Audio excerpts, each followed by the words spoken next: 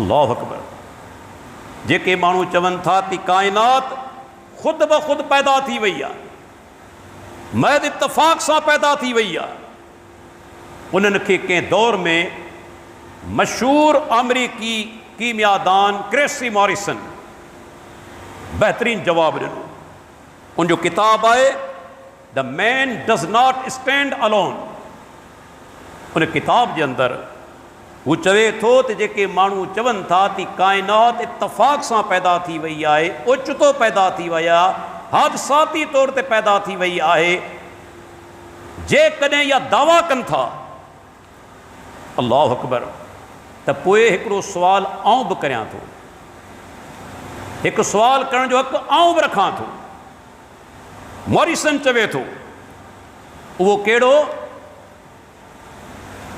जेकॾहिं तव्हां चओ था कि काइनात इत्तफ़ाक़ सां पैदा थी वई आहे, त बि हिकिड़ो तजुर्बो करियो। 10 पर्चियूं खणूं था, हर पर्ची ते 1 खां 10 ताईं असीं अंग लिखूं था।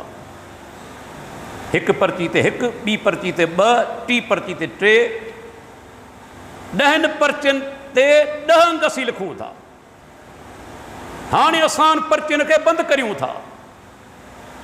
बाद में कंहिं बि माण्हू खे चऊं था बाबा हिन खे खोल, पर हिकिड़ो शर्त आहे, इहे पर्चियूं इन तरीक़े सां खुलणु घुरिजनि जो नंबरवार पहिरीं 1 नंबर पर्ची खुले, उन खां पोइ 2 नंबर पर्ची खुले, उन खां पोइ 3 नंबर पर्ची खुले, ताजो 10 पर्चियूं नंबरवार तरतीब सां खुली वञनि।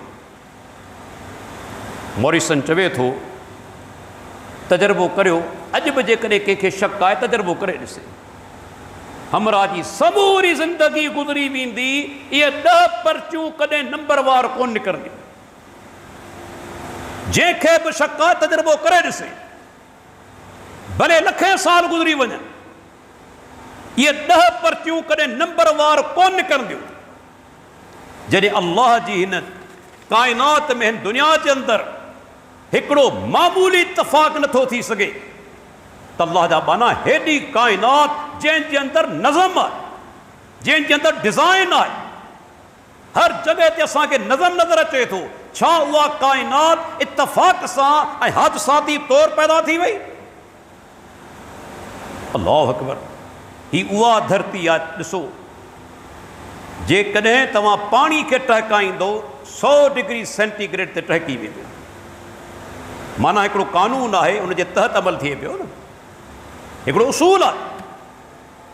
सिज जंहिं टाइम ते उभरे थो, जंहिं ॾींहं ते ऐं ग़ुरूब थिए थो, वरी सालनि खां पोइ साॻी तारीख़ उहो ई टाइम हूंदो ग़ुरूब थियण जो ऐं तुलू थियण जो। केॾो नज़म आहिनि काइनात जे अंदरि। साइंसदान सालनि जा साल अॻु में ॿुधाईंदा त फलाणी तारीख़ ते सिज ग्रहण थींदी। छो ॿुधाइनि था? जॾहिं काइनात में नज़म आहे, हर शइ पंहिंजे दायरे जे अंदरि हले पई। जेकॾहिं नज़म न हुजे हा त इहे पेशन गोयूं ग़लति थी वञनि हा। उनखां पोइ जेकॾहिं को माण्हू चवे थो त काइनात इत्तफ़ाक़ सां पैदा थी आहे, मशहूर अंग्रेज़ साइंसदान सर जेम्स जीन्स, उनजो किताब आहे द मिस्टीरियस यूनिवर्स, पुरअसरार काइनात, उन में लिखे थो, जेके माण्हू अहिड़ी जाहिलाना ॻाल्हि कनि था, उन जे लाइ हिकिड़ो मिसाल आउं बि पेश करियां थो त 6 बोलड़ा विहारियो, उन्हनि खे टाइपराइटर ॾियो, हिन दौर में पाण चई सघूं था त कंप्यूटर ॾियो, ऐं उन्हनि खे चओ त भई कंपोज़ कनि। उहे बसि कंपोज़ कंदा वञनि पंहिंजी मर्ज़ी सां, लखें पना कारा करे छॾींदा। पर जेकॾहिं को चवे त लखनि पननि मज़ा शेक्सपियर जो को नज़म उन मां निकिरी अचे, मुमकिन आहे? 6 बोलड़ा जेकॾहिं लखें सालनि ताईं वेही कंपोज़ कनि टाइपराइटर ते या कंप्यूटर ते, छा मुमकिन आहे त उन्हनि पननि मज़ा शेक्सपियर जी हिकिड़ी नज़म निकिरी अचे? अल्लाह जा ॿारो, कहिड़ी ॻाल्हि करियो था?